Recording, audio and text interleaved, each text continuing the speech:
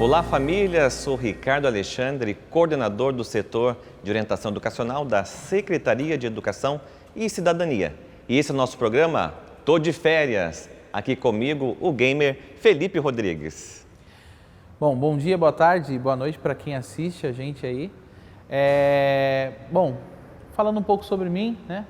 Para a gente poder iniciar, eu sou Felipe Rodrigues, a galera dos games me conhece como Balones. Eu sou streamer de jogos e comentarista pela Beyond the Summit Brasil. Eu jogo faz um bom tempinho e hoje a gente vem aí para falar um pouquinho sobre o mundo dos games, né? Aproveitando que vocês estão em férias, acredito que jogar é uma distração favorita de todos vocês.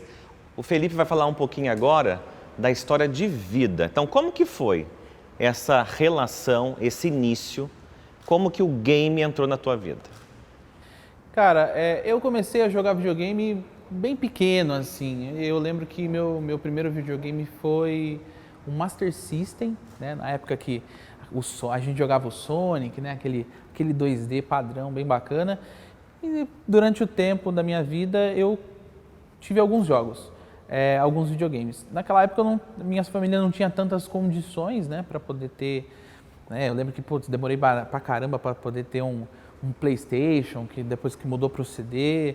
Eu lembro a primeira vez que eu ganhei um videogame, tipo, teoricamente do ano, que foi um Nintendo 64. Eu lembro até hoje o lugar onde a gente comprou no shopping, a loja. Eu brinco até hoje que a gente passa pelo shopping ali e fala assim, eu lembro aqui, era a loja e tal, tudo mais. E desde muito cedo eu sempre gostei de videogame, claro, né? Tinha aquele impasse, né? Que a galera, tipo, seu filho passa jogando algumas horinhas do dia, era complicado. Mas eu acho que hoje em dia isso já está um pouco desmistificado e é o que, inclusive, que a gente vem aqui hoje falar um pouco, né? Existe uma fala no dia a dia em relação ao uso dos jogos para o desenvolvimento do raciocínio lógico. Você acha que isso pode contribuir? Cara, pode sim.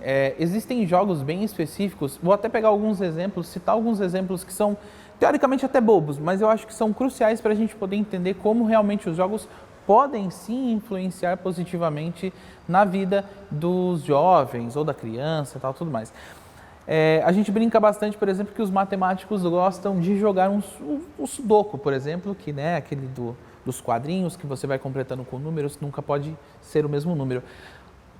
O cara que é, por exemplo, de humanas, gosta de fazer uma palavra cruzada. Existem também, por exemplo, tipos de jogos que podem atrapalhar o raciocínio lógico, podem trabalhar a imaginação, né? Que é uma coisa muito bacana.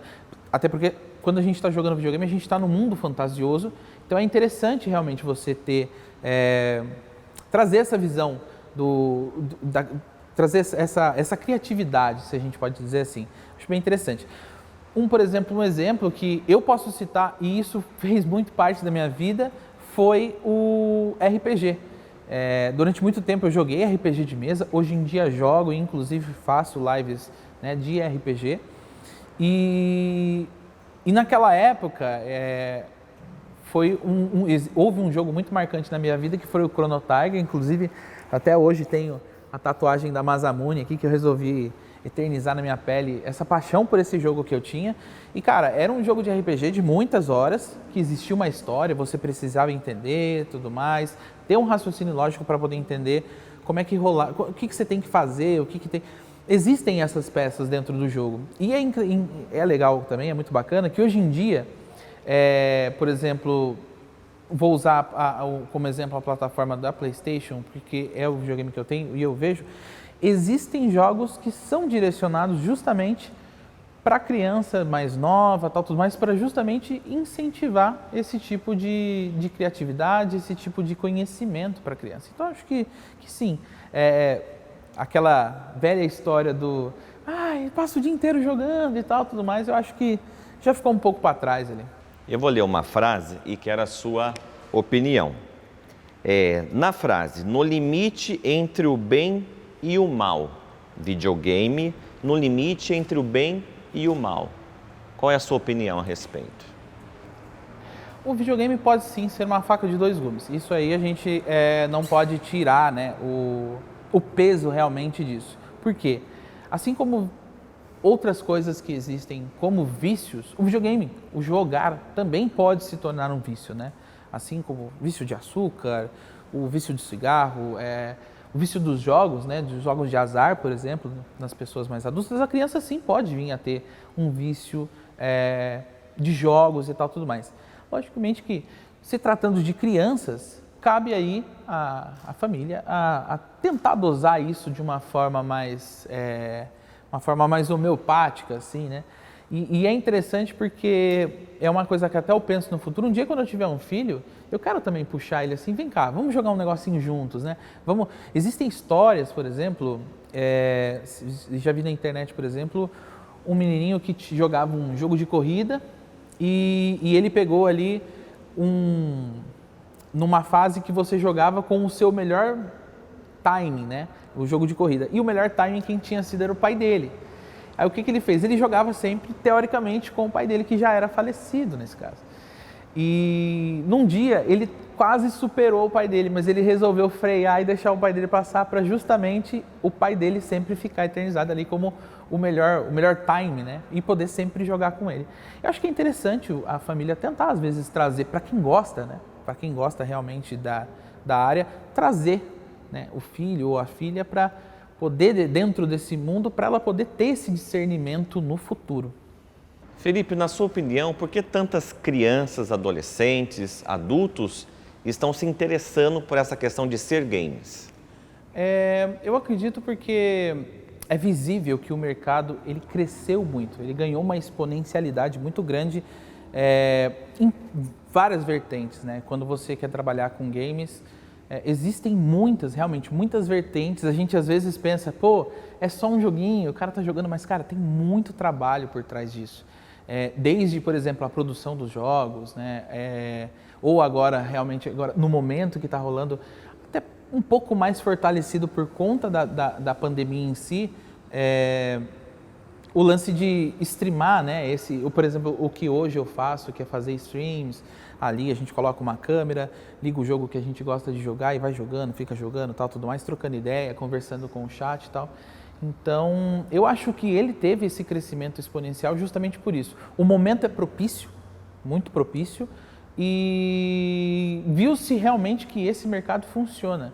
Era difícil você, por exemplo, sei lá, nos anos 2000 até 2005, 2010, você falar que você queria viver sendo um jogador profissional de qualquer uma modalidade de esportes. Hoje em dia, existem canais de TV que passam falando sobre esportes, inclusive, recentemente a gente teve a oportunidade, nesse caso eu não estava no dia comentando, mas 2 colegas meus estavam comentando no canal 2 da ESPN, falando ali sobre o Dota, narrando uma final de campeonato de Dota 2, que é o meu maior foco. Então, eu acredito que é mais por isso que está esse crescimento, assim. Na sua fala, você elencou algumas possibilidades do trabalho com o game. Então, vamos elencar, para quem está em casa e não conhece, né? Quais são as possibilidades, então? A primeira, a mais, assim, conhecida.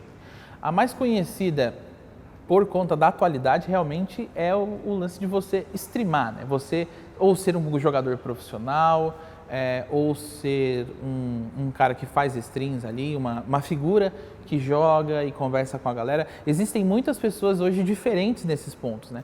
Existem, por exemplo, jogadores profissionais como o Fallen, que é o jogador de Counter-Strike, que da antiga SK, foi um dos melhores jogadores, um jogador ícone do Brasil.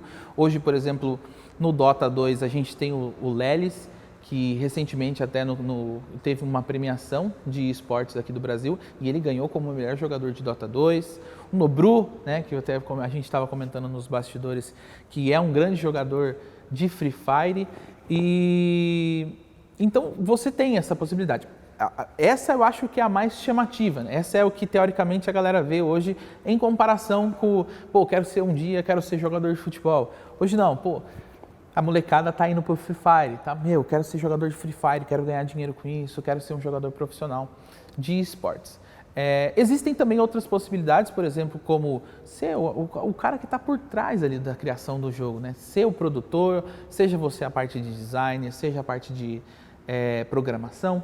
Existem várias Por exemplo, quando a gente fala do RPG, aquele cara que faz o roteiro do jogo, né? O roteiro da história do jogo, tem a animação. Então tem muitas áreas dentro dos games que podem ser sim aproveitadas. Então assim, é o que a gente até brinca, né? Inclusive eu, hoje, com 32 anos, minha mãe está podendo ver, por exemplo, eu ganhar realmente ali, que seja uma grana pequena, mas realmente ganhar, fazer um dinheiro, fazer isso ser financeiramente plausível para a gente, é uma surpresa para muita gente. Então é muito bacana esse novo momento assim, né, dos games. O Felipe apresentou meios de ganhar dinheiro, meios profissionais. Mas nosso programa, Tô de Férias, também tem a questão das férias no dia a dia. Então, Felipe, no dia a dia, como o pai, a mãe, o responsável pode aproveitar, ter uma qualidade, um lazer com o seu filho, com o seu neto, com o videogame? Cara, eu acho que seria muito interessante, por exemplo, a criança, o pai da criança, por exemplo, chamar ela para fazer, né, para dividir um jogo, para jogar com ele. É uma coisa legal porque, assim, o videogame pode ser um lazer assim como um passeio, assim como uma viagem ali, assim como uma ida ao cinema. Você pode trazer esse momento como um momento prazeroso. Lógico, se tratando da nossa geração, né, a geração ali que nasceu nos anos 80 e 90 e pegou esse hype do videogame em si, eu acredito que essa nossa geração vai provavelmente fazer isso que eu imagino que eu vou fazer um dia, que é o quê? É trazer a criança, vamos jogar, peraí, deixa eu pegar aquele videogame que eu tinha quando eu era pequenininho e vamos jogar. Esquece o computador por enquanto, tal, vamos lá. Ou, por exemplo, pelo celular ou alguma coisa assim. Eu acho que isso é muito interessante, porque você consegue mostrar para a criança que isso é uma coisa que ele também entende. E aí você consegue entender ali também os gostos do seu filho, do seu neto, do seu sobrinho, e consegue trazer isso teoricamente com o seu controle. Um termo um pouco chato de se falar, né, esse lance do controle, mas pelo menos para você ter esse controle, para que no futuro não seja isso um problema, não seja um vício, mas seja uma coisa agradável até para a família mesmo. E quem sabe, né, encontrar ali novos talentos para os jogos que a galera traz para o profissional. Para finalizar o nosso bate-papo, eu gostaria, Felipe, que você falasse um pouquinho do quanto você foi incentivado e já deixasse uma mensagem final para quem está em casa nos acompanhando. Quando eu era pequeno, inclusive eu acho que aí não cabe nem só o quando eu era pequeno, eu acho que cabe bastante o lance de até alguns dias atrás, muitas pessoas elas falavam em relação a galera de casa falava assim: pô, mas o Felipe passa muito tempo no computador, ele passa muito tempo na TV, passa muito tempo jogando. E hoje, felizmente, eu tenho, teoricamente, uma profissão diferente. Lógico, eu também tenho uma outra profissão, eu sou fotógrafo, trabalho com vídeo, trabalho com foto. E é muito bacana, ok? Mas eu ia sentir muito prazer se eu conseguisse realmente trabalhar muito mais com jogos, e isso está rolando devagar. Então, assim, se eu posso trazer uma mensagem final, se seu filho joga, se seu sobrinho joga, se seu neto joga, incentive-o de certa forma, logicamente impondo limites para você tentar entender. Eu acho que o mais importante de tudo é a aproximação que a família tem ali das pessoas. Essa quarentena trouxe muito disso, né? Trouxe muito do lance de aproximar as famílias, das famílias entender os gostos, entender as coisas. E incentive a criança, porque existem jogos e jogos, né? Existem coisas. E se você conseguir trazer essa limitação para o seu filho, para o seu sobrinho, para o seu neto, independentemente de quem seja, você pode trazer um benefício para ele, assim como, por exemplo, um lazer, né? Que é um ir ao cinema, um passeio, um ir ao teatro, ou uma futura profissão. Então, eu acho que é bem interessante. Essa seria a mensagem que eu trago para todo mundo. Agradeço, Felipe, a participação do nosso programa. Obrigado você também que acompanhou o Tô de Férias. E fica a dica então, hein? Aproveitar as férias em família, com muito olhar, com muita escuta e com muita alegria. Nós temos o QR Code, você pode enviar suas sugestões e suas dúvidas. E até o próximo encontro no Tô de Férias.